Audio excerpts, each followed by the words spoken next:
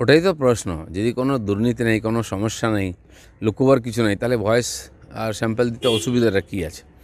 আমি আগেই বলেছিলাম, যারা তদন্তে বাধা দিচ্ছেন, ইডি সিবিআইয়ের অধিকার আছে তাদেরকে তুলে নিয়ে আসার, আর তুলে আনা উচিত। শেষ পর্যন্ত সেটাই হলো, হসপিটাল থেকে তুলে আনতে হয়েছে। এরকম ছোট ছোট বাধা সৃষ্টি করে পুরো তদন্তকে আটকে দেওয়ার যে চক্রান্ত চলছে, আমার মনে হয় গায়ের জোরে সেগুলোকে বাধা পার করতে হবে। নাহলে বাংলার মানুষ যেদিকে তাকিয়ে আছেন সিবিআই ইডির দিকে, যে তারা এই দুর্নীতিকে পর্দাফাঁস করবে, তুলে ধরবে, দোষীদের সাজা দেবে, সেটা না হলে সম্ভব হবে না। শারীরিক অসুস্থতার কথা বলে কণ্ঠস্বর নমুনা সংগ্রহ করতে দেয়নি এসএসকেএম, সেই কাজ জোকা ইএসআই হাসপাতালে 30 মিনিটে সম্পন্ন হলো কি করে? 30 মিনিটেরই কাজ ছিল, কিন্তু ওই যে একটা ঘোগের বাসা হয়েছে আর এসএসকেএমটা, সেখানে দেখুন মন্ত্রী মশাই সকালে পাইচারি করছেন, ঘুরে বেড়াচ্ছেন, গল্প করছেন, ফোন করছেন, পার্টির মিটিংও করে নিচ্ছেন, কিন্তু জেলে আছেন। এই ধরনের চালাকি, এটা বিচার ব্যবস্থার প্রতি মানুষের আস্থাকে কমিয়ে দেয়। তিনি মন্ত্রী বলে, তিনি নেতা বলে সব সুযোগ পাচ্ছেন, আর সাধারণ মানুষ বিনা দোষে জেলের মধ্যে পড়ছে। এরও প্রতিবিধান হওয়া উচিত। সাংবাদিক গিয়ে তার ইন্টারভিউ নিয়ে আসছে, সে ফোনে কথাও বলে নিচ্ছেন। এই জন্য ওই হসপিটালটাকে তৈরি করা হয়েছে, ওটা অভয়ারণ্য হয়েছে টিএমসির এখন। সেখানকার মেডিকেল বোর্ড কাকুর কণ্ঠস্বর নমুনা সংগ্রহ করার ক্ষেত্রে ছাড়পত্র দিল।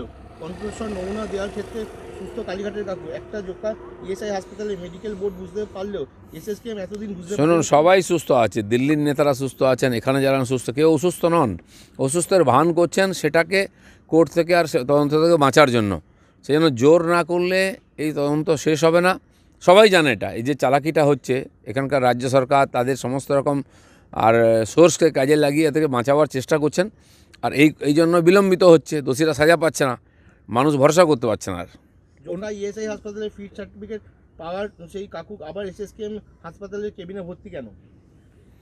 না, কেবিনে তো ছিলেন, কেবিন থেকে বার করতে পারছিল না, কারণ বেরিয়েছে। আজ যদি সত্য সামনে আসে, দোষ প্রমাণ হয়, সবাইকে ভেতরে যেতে হবে।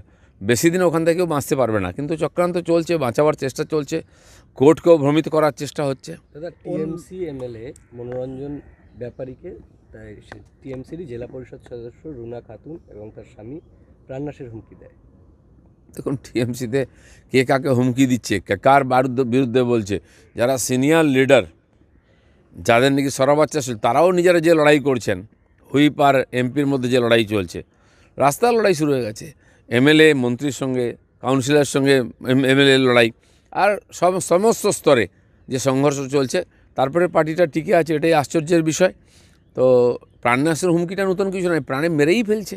যতগুলো টিএমসির নেতা মারা গেছে, যেখানে খুন হয়েছে, এমএলএ হোক, কাউন্সিলর হোক, প্রধান পঞ্চায়েত বা অন্য কোনো নেতা, তারা অভিযোগ কার দিকে তুলেছেন? তার পরিবারের লোক, পার্টির লোকের বিরুদ্ধে, যে পার্টির লোকেরাই মেরেছে, নিজের গোষ্ঠীদ্বন্দ্বে মারা গেছে, ভাগাভাগি করতে গিয়ে মারা গেছে, বাইরের কেউ মারছে না। তারা যদিও আমাদের ঘাড়ে দোষ চাপাবার চেষ্টা করেন, অন্য পার্টির লোককে কেস দেন, কিন্তু এর পিছনে পুরোপুরি তাদের পার্টির লোকের হাত আছে। পার্টির মধ্যেই সংঘর্ষটা এখন চলছে। কুণাল প্রসঙ্গে বিস্ফোরক আব্দুল করিম চৌধুরী, কুণাল ঘোষকে খুব তাড়াতাড়ি বহিষ্কার করা উচিত। কুণাল ঘোষ একজন ননসেন্স, প্রবীণ ছাড়া কোনো দেশ বা রাজ্য চালাতে পারে না। অভিষেক বন্দ্যোপাধ্যায় এখনও বাচ্চা, তার এখনও অনেক শেখার বাকি আছে। বিস্ফোরক আব্দুল করিম চৌধুরী। দেখুন, কে কার বিরুদ্ধে কী বলছেন টিএমসির নেতাদের, যদি আমাদের উত্তর দিতে হয়, তাহলে আমাদের আর কোনো কাজ করার সময় থাকবে না। এটা ওদের বাড়ির ব্যাপার, সামলে নি। কারা কারা আছে পার্টিদার, কাদের নিয়ে এই পার্টিটা চলছে, পশ্চিমবাংলার মানুষের কি এদের কাছ থেকে কিছু আশা আছে? চিন্তাভাবনা করার দরকার আছে। ফের মাঠে Trinamool second in command Abhishek Bandyopadhyay. 7ই জানুয়ারি ডায়মন্ড হারবারে অভিষেক নিজের কেন্দ্রে প্রবীণদের নিয়ে অনুষ্ঠান। যখন বিভিন্ন প্রান্তে ভাতা না পাওয়ার অভিযোগ, তখন 1 লক্ষ প্রবীণ মানুষকে ভাতা প্রদান ভাবনা। গত 1 মাস ধরে আবেদনপত্র জমা নেওয়া হচ্ছে। কারণ এই সরকারের, রাজ্য সরকারের কি ওইটুকু ক্ষমতা আছে? ডায়মন্ড হারবারের কজনকে ভাতা দিয়ে দিলেই বাংলার সমস্যার সমাধান হয়ে যাবে? নাকি ডায়মন্ড হারবারে খালি বৃদ্ধরা আছেন, আর কোথাও ভাতা দেওয়ার নেই? এই ডায়মন্ড হারবার মডেলটা কেন সারা পশ্চিমবাংলায় লাগু হচ্ছে না? ডায়মন্ড হারবার কজনকে সরকারি টাকায় ভাতা দেওয়া হচ্ছে, বাকিরা কেন বঞ্চিত হচ্ছেন? লক্ষ লক্ষ বয়স্করা সারা বাংলায়, বিধবারা কেন পাচ্ছেন না? এর উত্তরটা কে দেবে?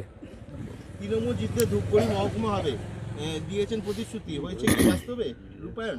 পার হয়েছে 31শে ডিসেম্বর ডেডলাইন, অভিষেকের প্রতিশ্রুতি এখনও অধরা। মুখে কালো কাপড় বেঁধে প্রতিবাদ। অনেক প্রতিশ্রুতি এখন দেওয়া হচ্ছে, ইলেকশনালে প্রতিশ্রুতি হবে। টিএমসি কতগুলো প্রতিশ্রুতি রেখেছে আপনারা দেখুন, আপনারা নিউজ করছেন বিভিন্ন জায়গায়। কালকে নিউজ দেখলাম মিষ্টি হাব তৈরি হয়েছিল, সে বন্ধ হয়ে গেছে। এই যে কোটি কোটি টাকা খরচা করে খালি ভোট নেওয়া হচ্ছে, তারপরে ভুলে যাচ্ছেন। প্রতিশ্রুতির বন্যা বই দেওয়া হয় ইলেকশনের আগে, সে সমস্ত প্রশ্ন করা উচিত টিএমসি লিডারদেরকে। অমৃতা সিনহার হস্তক্ষেপে গতকাল যেরকমভাবে ভয়েস স্যাম্পেল নেওয়া হলো কালীঘাটের কাকুর, অন্যদিকে সিআইডি অমৃতা সিনহার স্বামীর ভয়েস স্যাম্পেল টেস্টের জন্য পরশুদিন ডেকেছিল ভবানী ভবনে, তিনি অনুপস্থিত। কি বলবেন? আমি জানি না তাকে কোন দোষে ডাকা হচ্ছে, তার ভয়েস স্যাম্পেল কেন দরকার আছে, কি অপরাধ, কোন ধারায় তার বিরুদ্ধে এফআইআর হয়েছে, কেউ জানে না। হঠাৎ নাম শুনতে পেলাম, একজন লোককে ডাকা হয়েছে, দেখা গেল তিনি একজন বিচারপতির স্বামী। আমি জানি না বিচারপতিকে প্রভাবিত করার জন্য, ধমকাবার জন্য, ভয় দেখাবার জন্য, বিচারকে প্রভাবিত করার জন্য এই চক্রান্ত করা হচ্ছে কিনা। আমরা দেখেছি এর আগে ভারতী ঘোষ একসময় তাদের হয়ে খুব কাজ করেছিলেন, জঙ্গলমহলে এসপি ছিলেন।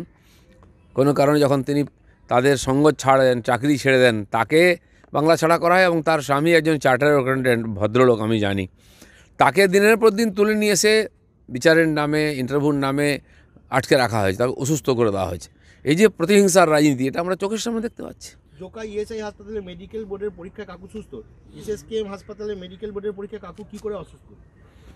দেখুন, এর আগেও হয়েছে। এসএসকেএমের যে রিপোর্ট, সেটা ওখানে লেখা হয় না, তিলজলাতে পার্টি অফিসে লেখা হয়, ডেথ সার্টিফিকেটও লেখা হয়, এবং কি পোস্টমর্টেম রিপোর্টও লেখা হয়। সেই জন্য তার উপরে বিশ্বাস নেই। এর আগে নেতাকে হেলিকপ্টারে করে এমসে নিয়ে যেতে হয়েছে, ভুবনেশ্বর, টেস্ট করে দেখা হয়েছে উনি ঠিকই আছেন। সেই জন্য এখন আর ভান করেন না। ওই হসপিটালে যে ডাক্তাররা সার্টিফিকেট দিচ্ছেন, তাদের আগে টেস্ট করা উচিত, তাদের ডেকে